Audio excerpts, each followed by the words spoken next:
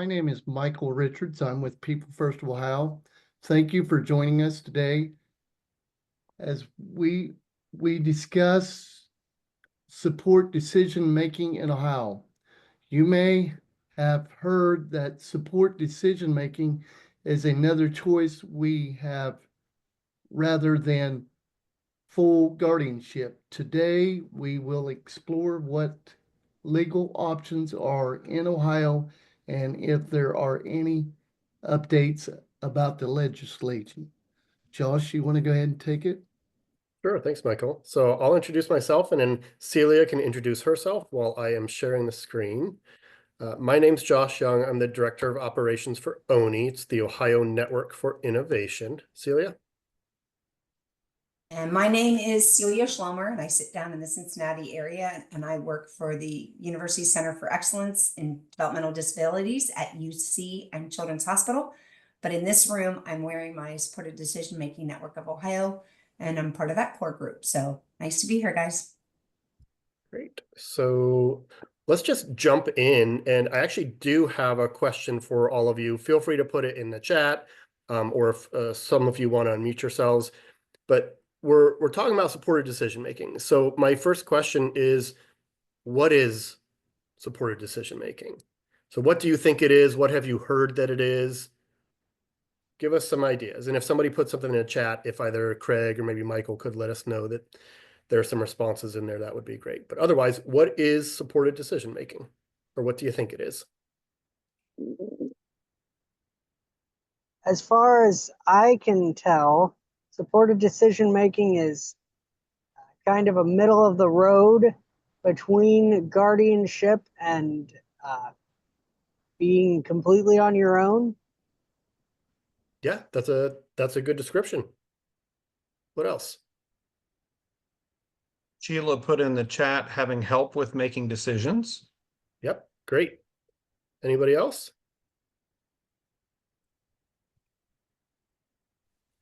Getting input from people on your decisions, but not always agreeing with their opinion, that you go ahead and make up what's best. You could get 4 or 5 different advices and they would all be different, but you make the decision best the way you see it being for you. Perfect. Nice. Thanks, John. Yeah, thanks everybody. So you all kind of hit on some really important points about supported decision making. So let me talk about it as like 3 kind of different things, but they're very much related. So first of all, this whole supported decision making thing, it has been happening for quite a while all over the world. It's been happening in our country. There are some states that have been changing their laws to make sure that it happens. So it's a movement. The second thing it is, like Michael talked about, was a less restrictive alternative to guardianship. There are lots of ways that we can get help to make decisions. There are lots of ways that people with disabilities get help to make decisions. One of those ways can be guardianship, but there are a lot of other less restrictive ways to get help to make decisions that don't necessarily involve guardianship. You can also have guardianship and use supported decision making. So we'll talk just a little bit about that later on. And then finally, the third thing that supported decision making is just a natural part of life. Like everybody does it. Everybody sometimes asks for help to make decisions. So these are big decisions, small decisions. You know, it can be what you want to eat. What do you want to wear to a certain event or to work? It can be bigger things like where you want to live or where you want to work, how you want to spend your money. Maybe you've got some relationship questions or questions about your healthcare, medical stuff like that. So we all make decisions throughout life, and we all ask for help to make decisions. So supported decision making means that there is a decision maker who chooses their supporters. So these are people that you trust, that you can rely on, and you ask them for help to make decisions, then they provide that help in lots of different ways. Like a supporter could help you think of pros and cons when you're making a decision. What are the good things about this decision? What are maybe the bad things about this decision? A supporter could help you learn more about it. So for example, if I'm trying to make a decision about where to live, my supporter could help me research different towns or cities or apartments. They could help me think of questions to ask when I go look at apartments or homes, right? A supporter could do anything that I need to help me understand my options, think through it all, and finally make the decision. But the important point there is that we're going to choose our supporters. So we're not being told that we have to go to this person or we have to go to that person. We get to choose the people in our lives that we trust to help us make those decisions. So since we get to choose those supporters, it's kind of important to think about where those people come from. And they can come from a lot of different places. So let's talk about some of those places. And while we're doing that, maybe you can think of who your supporters might be in each of these categories. So sometimes we're going to go to family, right? Might be a mom, a dad, a brother, a sister, an aunt, uncle, grandparents, anybody we're related to that knows us and that we trust. We can ask them for help to make decisions. We might also ask our coworkers, people that we work with every day, or our supervisors. Like, that's a really easy example. If you're doing work and you're not really sure how to get the job done or what to do next, you might just ask a supervisor for help. That can also be considered supported decision making. Of course, our friends, they're our friends for a reason. So we might ask our friends, hey, what do you think about something as simple as going to this movie over the weekend? Or which movies should we see over the weekend? Where should we go to eat? Right? But sometimes you might even say, hey, friend, what do you think about maybe moving in together and being roommates? Those are bigger decisions. We all have professionals in our lives that can help us make decisions. So these professionals are people who are, experts. They've studied a certain subject a lot. They know a lot about it. This can be a doctor. This can be sometimes somebody at a bank. This can be an SSA at a county board of DD. It can be lots of different people who have a specific job. And in that job, they can help us with decision making. And then other community members. They might not fall into these other categories as easily, but maybe you go to church and there are people at church that you would trust to help you make decisions.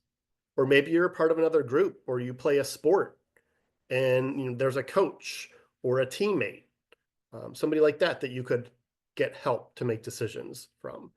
So we can choose our supporters from any of these categories that we want, but they need to be people that we trust. All right, and actually, see if I can share my audio. I am going to stop sharing and then share again because I forgot to share the audio, but we're going to watch a quick video.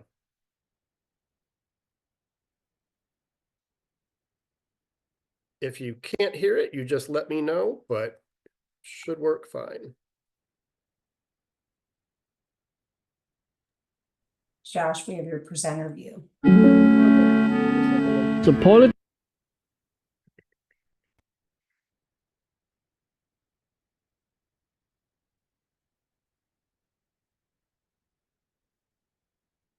How about this? Supported decision making is that you are making decisions, but you also are actually getting help from other people. One of the most important things about being human is feeling that you have control over your life and that you understand and feel good about what decisions you're making. Decisions I would make on my own would be deciding what I want to eat, and also check my mail when I need to, check in with friends, my parents, and my siblings. We all use supported decision making. Every time you ask for advice from a friend, family member, you may ask advice from a professional when you're making a medical decision. Some decisions I need help with. Who do I ask that help me make decisions on my own? Would be my peers, my parents, and friends in the community. I look for people that I trust and care about me. Some decisions I like to get help with would be definitely medical decisions. Sometimes you may not know what they are, and that there's always good people that can help. My mom helps me make decisions on talking to my doctor. She helps explain what's going on. Making decisions to live on my own is important. I prepare for myself for work. I have my clothes that I can lay out on my bed, and then I make that decision on my own to do that. I might make mistakes, but I learn to pick myself up and keep going. My mistake would be drinking too much caffeine.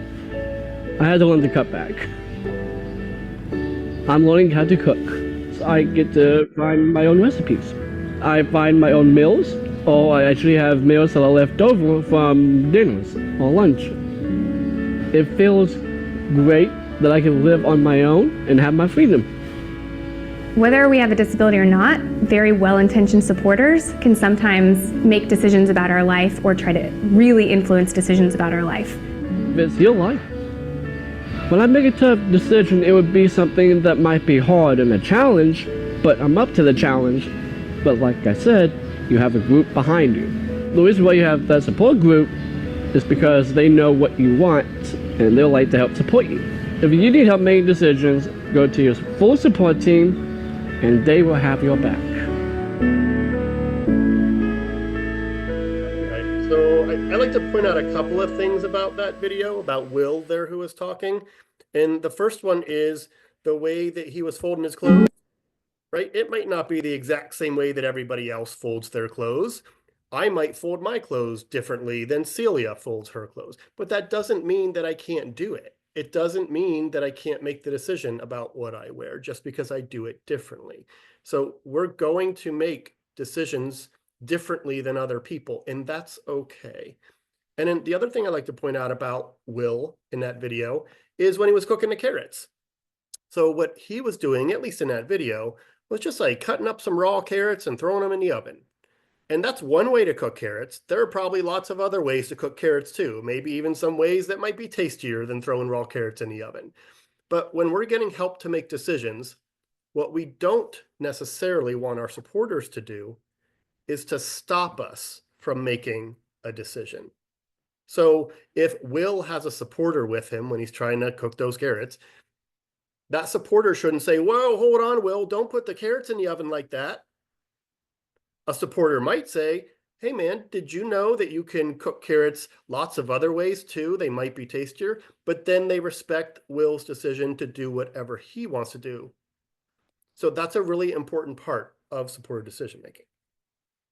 So when we talk about doing supported decision making, and again, it's really just asking for help to make decisions, sometimes it's helpful to know what kind of help we can even get to make those decisions. So let's talk about a few of those things. First, do you need help with this decision? Sometimes you will need help. We all need help to make decisions sometimes. And other times you might not need help to make a decision. So just because a person might have a disability does not mean that they necessarily need help to make all of their decisions. But we should also feel comfortable asking for help whenever we need it without feeling shame or guilt. Or like, well, if I ask for help this time, they're not going to let me make decisions in the future. That's not how it should be. Second, do you have all the information that you need? For a lot of decisions, we just need to think about it more or learn about it more. We need to understand it better before we can make the decision. So sometimes an example I use is like, well, what if your doctor tells you that you need surgery? Is that enough information to make the decision? You might have other questions, right? You might, well, what kind of surgery? What are the risks of that surgery, doctor? How long is the recovery time? Things like that. So you may need to ask more questions to get information so you understand it well enough to make your own decision. And you can ask for help to get that additional information as well. And then do you have enough time to think about it? So I've presented to some other groups on the same topic. And one time I asked a big group, do you ever feel pressured to make decisions quickly? And somebody raised their hand and they shared something that I thought was genius. So I share it every time I do this. He said, yes, I feel pressured at the fast food drive-thru. So maybe some of you can relate to that too. Like if you're going to the fast food drive-thru, maybe you haven't been there in a while, or you've never been there before, or you can't remember what's on the menu. and all of a sudden that loudspeaker comes on and says, "Hello, can I take your order?" You might feel pressure, especially if there's a line of cars behind you, to just make a quick decision.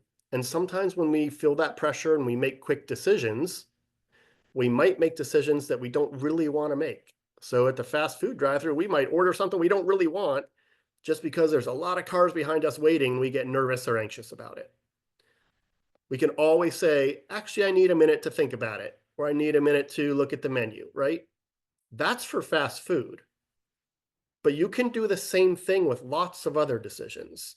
If you're in an ISP meeting and you're being asked to make decisions about your plan or your waiver funding or your providers, your services, anything like that, and you feel like you just need some extra time, you can always say, I need a little bit more time to think about that. If you're at the doctor's office and you need a little bit more time to think about something that he or she is telling you, you can say, you know what? I need a few days or I need a week. Maybe I'm going to go talk to some people I know and trust, and then I'll come back and make that decision.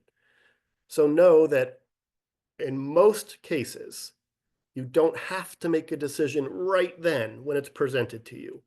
You can typically ask for more time to think about it first. And then, is anybody telling you what to do? This isn't always a bad thing, right? If somebody really knows the topic well, and they're giving me advice and saying, I really think you should do this, or I really think you should do that. If I trust them and they really know, that might be a good thing.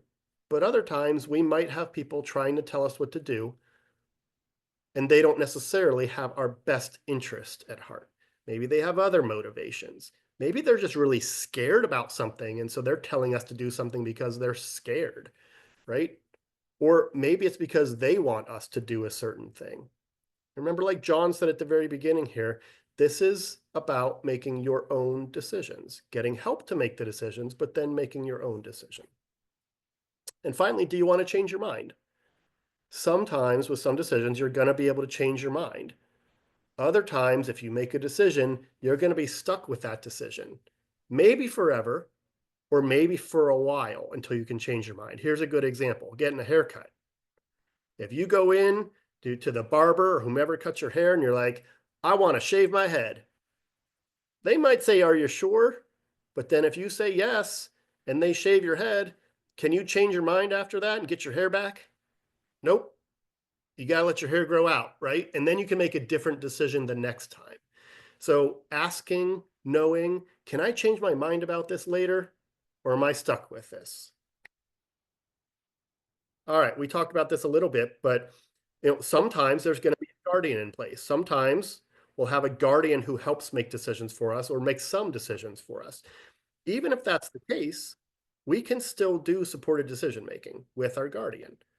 Our guardian can help us identify decisions and include us, talk through those decisions with us, so that we can be as involved as possible in any important decisions that affect our lives. So it's not one or the other. You don't have to do guardianship or have to do supported decision-making. You can only choose one. If there's guardianship in place, if there's a guardian, you can actually do both. All right. So let's talk just a little bit about some of the resources that are out there. So there is a supported decision-making toolkit on the DODD site. I'll be honest, it's a little bit hard to find, but we're going to put this QR code on the screen, and you'll have access to these slides in this video later. So this is a QR code that you can take a picture of kind of with your phone if you open your camera app, and it should take you to the website for the supported decision-making toolkit. That toolkit has a lot of different resources there. They have lots of forms. They have people telling their stories about supported decision-making, all kinds of things that are available. One of the things that the supported decision-making toolkit has is this sort of guide or tips for using supported decision-making. So let's just do a quick review of that. And then at your own leisure, on your own time, you can kind of explore that toolkit at greater length. So here are some tips that they have in that supported decision-making toolkit. We talked about this. All people need help with making decisions sometimes, right? Whether you have a disability or you don't, everybody needs help. Supported decision-making is going to look different for everybody. So the kind of help that I need to make a decision might be very different than the kind of help that Celia needs, or that Craig needs, or that Michael needs, right? I'm somebody who really likes to see pictures of things, sometimes watch videos of things. That helps me understand it. Craig might be somebody who really likes to read about it and read it over and over again before he understands it. Celia might be somebody who likes to role play it, kind of act it out to help her make the decision. It's allowed to look different for everybody. And then supported decision-making can be formal or informal. What do we mean by that? Well, we can simply ask somebody for help to make decisions when we need it, and that's kind of informal, right? Or we can do things like a power of attorney or a supported decision-making agreement. They're still less restrictive than guardianship, but they're a little more formal. We're going to document it. So in a supported decision-making agreement, we're going to list the people we go to for help to make decisions. In a power of attorney, we're going to document the kinds of decisions we want another person to be able to make for us in the future if we're not able to. So they can be formal, written down, documented some kind of way, or informal, just reaching out for help when we need it. If you want to get started, just start talking to people you know and trust, your supporters, people you choose. And if you need help, ask these people for that help. You want to make the decision that's best for you. A lot of people are going to have a lot of opinions about what you should or shouldn't do, but ultimately it's your life. So you want to make the decision that's going to work best for you and your life. Think about those options. Decide what you like and don't like, those pros and cons that we talked about. That's a really good way to make a decision, is weigh the pros and the cons. Now this one says, if I make a bad decision, I'll still be allowed to make another decision. I want to challenge this one just a little bit before we move on. I wouldn't necessarily call it a bad decision. Sometimes we make decisions that don't work out the way we wanted them to, or the way that we expected them to. That's not necessarily a bad decision. We can learn from that, right? And also where it says, I'll still be allowed to make another decision. So you don't necessarily have to ask for permission to make decisions. You don't have to look to somebody else to give you permission to make decisions, right? You should be able to make at least some decisions in your life without having to ask for permission to do that. So don't feel like you always have to ask permission to make your own decisions. And then decision making is something that you can get better at when you practice it. I like to say that it's all about progress, not necessarily being perfect at something. And the more you practice it, the better you're going to get at it. So practice all of these things, all of these tips. You'll get better at decision making, more confident in it and about it. All right, Celia. I'm up. So Craig mentioned at the very beginning that we wanted to know more about what was going on in Ohio within the scope of the pieces talked about as far as legislature around supported decision-making. And I think in Ohio, we've always been required to take that least restrictive path when looking at and considering guardianship. We've always been set up in the way that our laws are written that has allowed a space for supported decision-making. So I think it's important to recognize that having or not having this state bill isn't going to change whether or not you want to build a core group of decision makers that help you, people to talk to, experts, families, friends that Josh talked about. But we do have some things happening in Ohio that you may have heard about. Most recent of which, I'm going to flip the order on my slide, is it was going to have the supported decision-making language within the budget bill that was being talked about and getting ready to be presented. And just recently, it was removed from that. And so it's no longer going to be, there's no longer going to be language about supported decision-making in House Bill 96, that budget bill. But that doesn't mean that House Bill 35 that's still being worked on and proposed is that will still move forward. We have a couple senators behind that. We've been collecting testimony since March 5th. There have been at least 2 calls for testimony, and you may know folks that have spoken out and provided testimony for this opportunity. But that will continue. But in the meantime, that doesn't mean that we don't have the ability to use supported decision-making within or outside of guardianship. That is still always an option in Ohio. So just continuing those conversations. And what I love even more than the bill work for me is the work that's happening because people want to make sure that people have information, right? So Josh talked about that toolkit. Another thing we have in Ohio is the Supported Decision-Making Network of Ohio. And that has been work that's been created, a team of people that have created this network of people that really want to keep information flowing and learning happening, because it's supported decision-making within or outside of guardianship is underutilized, right?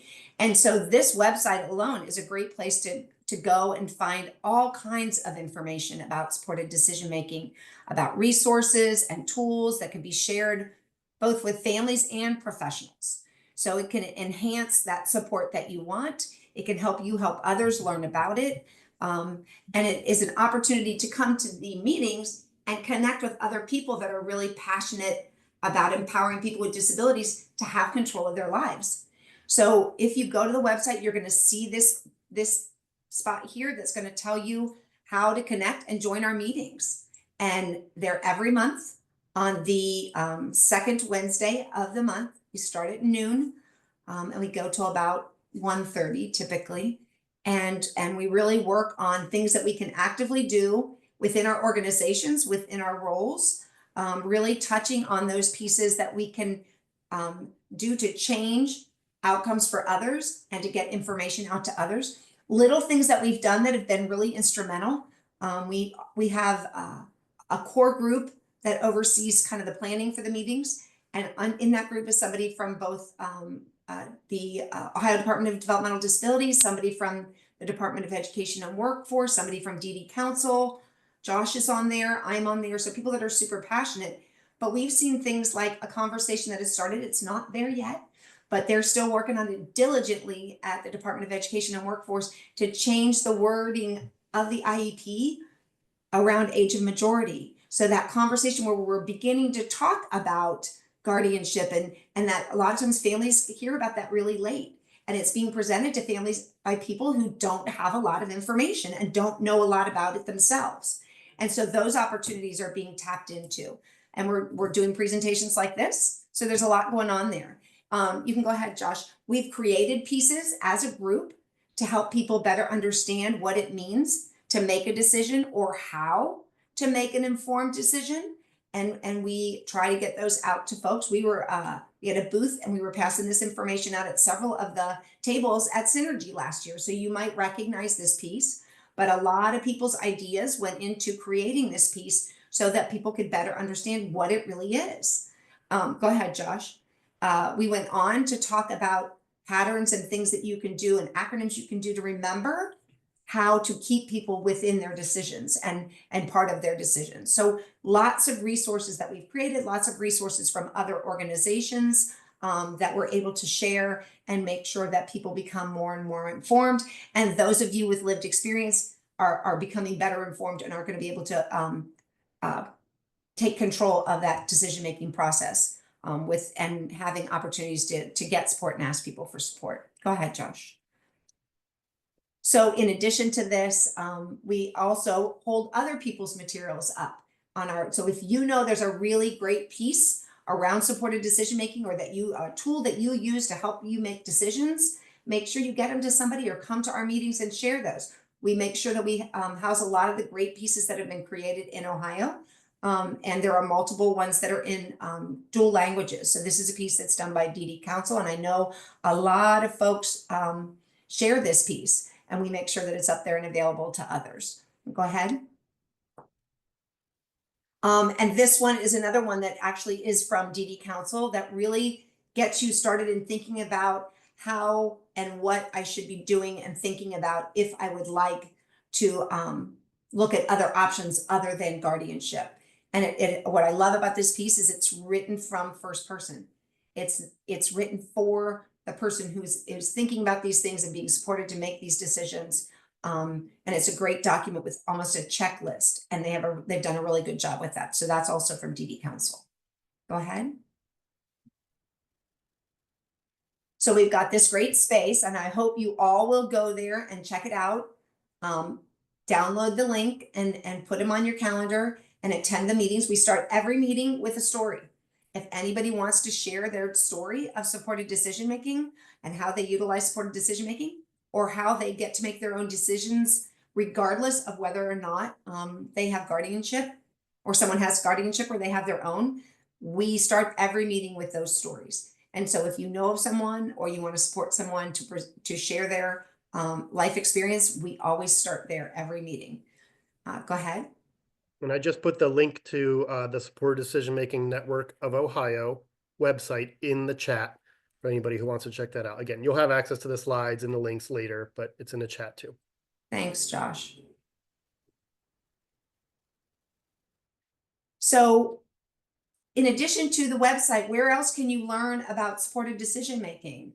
You can go ahead, Josh. You can go to someone like Josh. He's at the Ohio Network for Innovation. They work with many county boards about and supporting other individuals with guardianship to make sure that they are able to make their own decisions, and they lead and have guardians within their organization that do a really good job of making sure that they are at the head of their decision-making process. Josh goes and presents, so you can always email Josh. Then there's the APSI, the Advocacy and Protection Service, Inc. They were the ones that worked to create that toolkit that Josh talked about at the beginning. There's a lot of great folks there, and Kristen Henry is a great person. She comes to our meetings, so does Sharella, and she's a great person to email and ask more questions to. So certainly do that. You can also go to our website, come to our meetings, ask questions, challenge us in our thinking, help us know where else to share this information.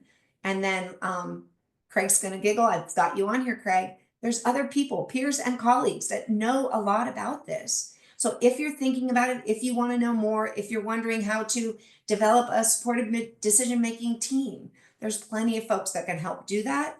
And we love supporting others to be part of their own process. So let's think about it. Maybe you're a peer or a colleague that's willing to share information and help someone with this thinking. Go ahead. I want to share just a couple of stories from our storytellers that have come to the Supported Decision Network of Ohio before. This is our most recent storyteller, and Khalid's mom actually came because Khalid was at school.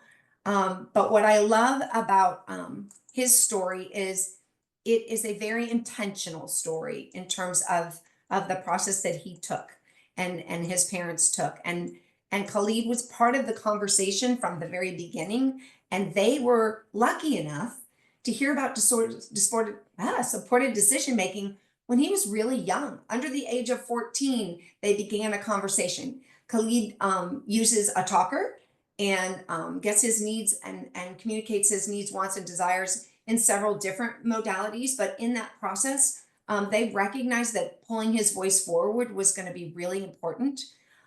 He was 9 or 10 when they first started mentioning guardianship to his family.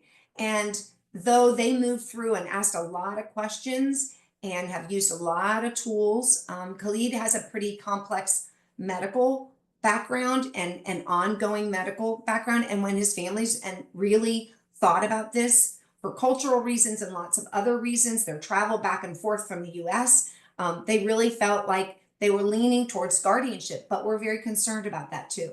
And they had a partnership. Their doctor was very proactive in letting them know how to do this in a way that his voice still came forward if they opted for guardianship. And so that planning really happened across time, which ended up to be a really beautiful thing. So they ultimately took guardianship, but Khalid's voice is in every decision they make. And I have to tell you a really funny story that just happened after she presented at Supported Decision Making Network of Ohio. Khalid's mom reached out to me over the weekend because his student services manager reached out to her to share with her that she had run into Khalid at school. And he's getting ready to transition into a post-secondary program that he's going to have a whole new team at his school, right? And he is now 18, but his parents have guardianship. And she did the nonchalant of asking how he was, and he was using his talker and telling her that he liked her new haircut and having all these conversations. She said, "Well, how are you?" And he said, "I'm worried." And she said, "What are you worried about?" And he said, "I'm going to a new school next year, or a new place next year, and I need my current person to go with me. He mentioned her by name, but I need her to go. She knows me and she believes in me, and I need her to go forward with me. And that's really important to me. And I'm worried about that. And the student services manager was really impressed. And his mom had already kind of started to breach that conversation with the school team and wasn't really getting very far, or didn't feel as if she was. And when he advocated for himself, spoke up for himself, told of his concern, she said to both of them in this email that they would set up a meeting and a time to discuss this further and see what needs Khalid was concerned about not being met, and bring him into the conversation. So when you have an opportunity to be in that room, to be part of those decisions, and are made sure to have that voice, it really changes how the decisions that you may come to with your supported decision-making team really can change when it's your voice and your expressed concern. So supporting people to do that as a supported decision-making team member really benefited Khalid in a new way, because he believes in his own voice. So I love this story because it really has all the different facets and nuances to a supported decision-making story. The other one I want to share really briefly is Alicia, and some of you may know her, but Alicia's down here in Southwest Ohio too. And what I love about her story and love sharing is she has very strategically and intentionally built a team that she works with regularly and is able to reach back with regularly. And it's a formalized team. They have different ways that they communicate, and some they communicate very frequently, and other times it's a more casual communication. So the level of the decisions, when Josh had those slides and he showed those big bubble decisions and those little bubble decisions, same kind of thing. But she's really formalized her effort to ensure that when she needs help to have her voice heard, she does it in a new way. So I really appreciate what she's taught me about how to build that team. And so she is a colleague that's shared her story because she wants everybody to have an opportunity to build that team. And I think that team approach, as Josh said, we all do that. We all turn to somebody, turn to an expert and ask them. And ironically, one thing we talk about a lot is that idea that when we turn to an expert and we ask for help in making a decision, a financial expert, a lawyer, if I do that, I'm seen as really smart. Boy, that's really incredible and really smart that you've asked for that help. But when we evaluate whether somebody needs help with making decisions or is an independent decision maker, we sometimes look at that a different way. Oh, they need help making decisions. They can't make decisions on their own. I can promise you, I cannot make a financial decision on my own. It would be very dangerous and dicey. It cannot happen. But nobody looks at me and says, oh, she should not be left alone with her own finances.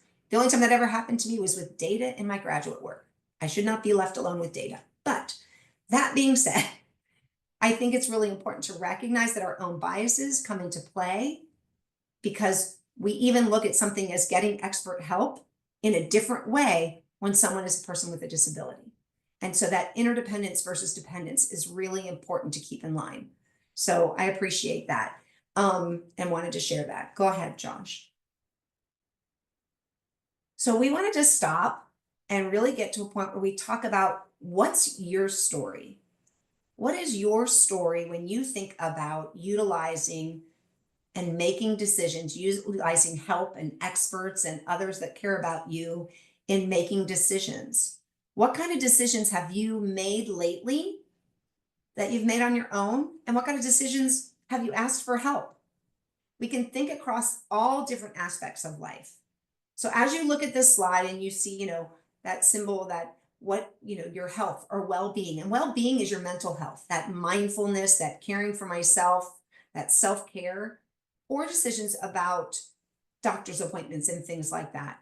What decisions have you made about work, or what you want to do during the day and how you want to spend your time? What decisions have you made about where or how you live, about your social life, or your friendships, or your dating life, or your church and spiritual life? Or what decisions have you made about your finances or keeping yourself safe? And we want folks to unmute and let's talk about this. And what help did you seek out, and what was the outcome? Christine, I saw your hand up first. And Josh, if you see anybody that I don't see, please help. Thanks, Celia. I want you all to know two things. First, I'm having to make a decision. I've had surgeries before. Now I'm gonna go for another and go through your doctors, get second opinions from all different kinds. And that's the way you see, you learn about something. If I didn't have the one procedure, we wouldn't even know this thing that I need next. So being thankful we caught it. The other thing is that, like I typed in there, it doesn't matter who you are. We all need help in, like, if someone hacks in your account and you're having fraud, that has nothing to do with disability. It's anybody could have that kind of a case. And then they need help to get their money situated, get your money back or get things. It has nothing to do with you being not able to handle your money. Because we all deal with that in our life. Doesn't matter who you are. And I can totally relate to that. Want to tell all of you, we have a document. I sent it in there, but I don't know if you guys could get it. My mental health toolkit. We at the Ohio State University Nicelonger Center, with my disability experience expert panel that I co-chair, has made this document to where people can put their medical profile. Who are you? What do you go by? Are you white, African American? What are your backgrounds? Okay. And then how to best work with me. Like, are you somebody who requires sign language? Do you like it to be in a quiet setting? Don't like it to be noisy? Okay, for sensories and other things. This has been a document created that has been the way to make individuals be able to give to the doctor before they go in. So if it's a new doctor, they sort of have a pre-screen of you. So it's like, this is who I am, so they don't come to you and don't know how you are. We've created that just to share that with you. Part of supported decision making in the medical field. Christine, that's awesome, because it really does help them make decisions. How do you like things? I may not think about that before the doctor's appointment if I hadn't had a chance to look at that and really, and same with some of the Charting the Life course tools. Often we don't think about how can you best support me and to communicate that. And I haven't even made the decision. I go, oh gosh, how can you support me, right? So I love that you're doing that, because it creates that opportunity to make some decisions about how our needs can be met and how to communicate that with others. So thank you. Ishika, do you want to go ahead? Oh, I'm sorry. Finish this. We Yeah, also go ahead, have Christine. a I'm sheet sorry, I thought for we were done. doctors that is a check mark list.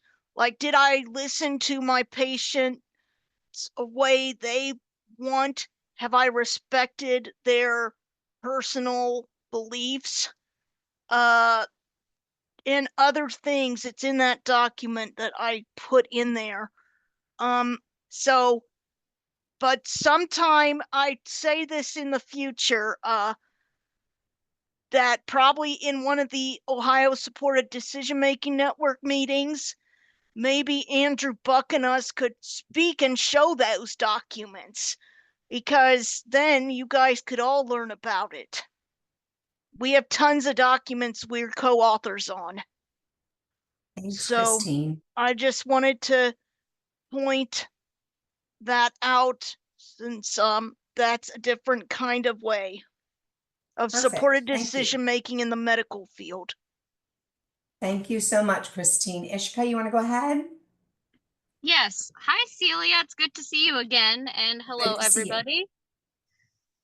So I want to talk about, a couple things on there that for decision making. I actually, in some of these areas, I actually made decisions on my own, and some I do supported decision making with the support people on my team, including my dad. So one decision that I'll say, and is on my own, and I'm sorry, I'm gonna say Logan because he is actually on here. Logan Bolin.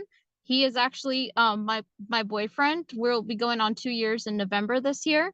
I chose to be with him, because I choose my partner and my relationship. And, we met at KI, and it was my choice whether I want to date him or be with him. And I do. And that was one decision I made. I even have decisions on who I can and can't be friends with in my life, because I'll tell you, like, sometimes I feel pressured, like, you have to be friends with everyone, and that's like, no, we're like, be friends with this person if that person is not. Because I'll tell you, in high school, like, you have these groups that you're in. You don't have, even in your advocacy groups or even in anything, you don't have to be friends with everyone. You don't. It's not that you don't want like them or anything. I'm just not friends with everyone, but I'll still try to get along with everyone. And also about where, like, work-wise, for those of you who don't know, I got a new job through UC Health as a medical assistant, and I chose to do this. I chose to make that decision. Even though I had some help finding that job, and I went to the job fair in UC Westchester Hospital. And there's a 1 week of training. The first 2 days are home, and then the last 3 are in person. There's this Novus program that I was thinking about, because I haven't done MA work in over a year since I got certified, and I need my skills refreshing. So I made that choice of going to the Novus program after my first week of orientation, which is taking classes about my MA work and refreshing some of my skills that UC Health offers. And I didn't want anyone else to make that decision. One of my job developer, who I really love, said, I don't think you should do it. I think you're good. But I know myself. I need more help and I need a little more skills, So I chose to do that. And also in my doctor's appointments, I make my decisions. And even though I also asked my dad if there's some like financial areas that I know, he's a very financially smart person. He helps me with that. And we make it together because my dad's a financially smart person. But when it comes to doctor's appointments or maybe some things that I don't know, I can ask my dad. So that's what I wanted to share.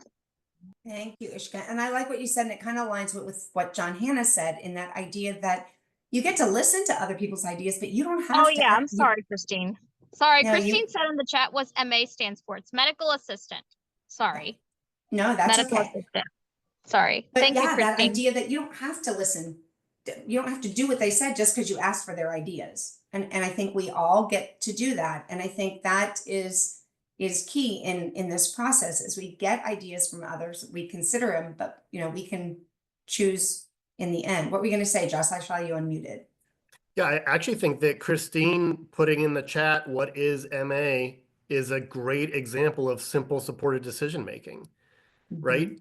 So when you guys are in meetings, when I'm in meetings, sometimes people use words and language that I don't understand, or maybe you don't understand, or they use abbreviations. I used one earlier. I said DODD instead of saying the Ohio Department of Developmental Disabilities, right?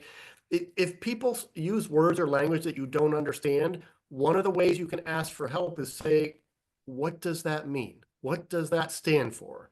Explain it to me in a way I can understand. So I just thought that was a good, really simple, direct example of asking for more help. I Yeah, say real this. quick. I say this always in my speaking when it's an acronym. DODD stands for Ohio Department of Developmental Disabilities, for those who don't know what the acronym is. So the same goes for medical assistant or whatever acronym. A lot of us in the deep ask people to clarify and say, an MA stands for medical assistant, or a DSP stands for direct support professional. So we say it like that, so you don't just say the acronym and not put the definition, because we want to make sure it's clear language for everybody.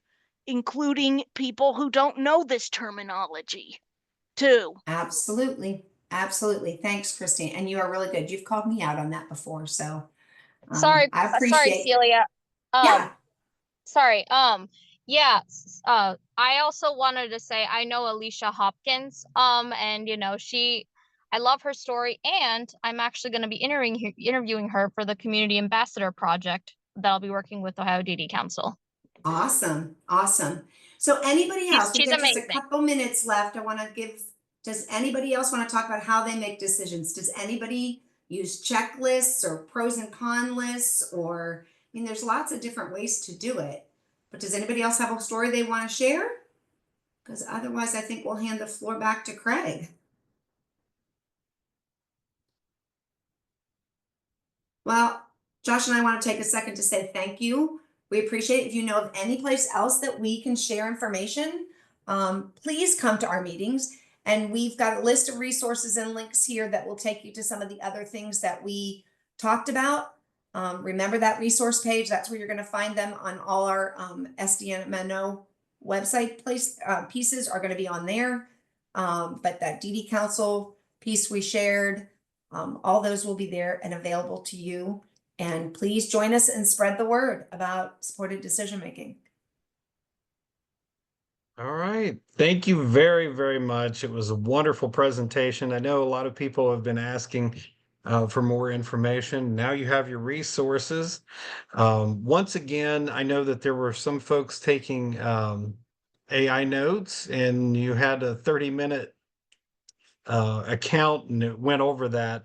The video will be posted on eventually on our website. It takes a little while to get it up there, but we have a People First website that you can look at it. We have People First YouTube page, and I'll be sharing the link as soon as this video is edited. I'll share that on Facebook as well.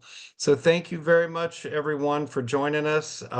We will be back on April 30th.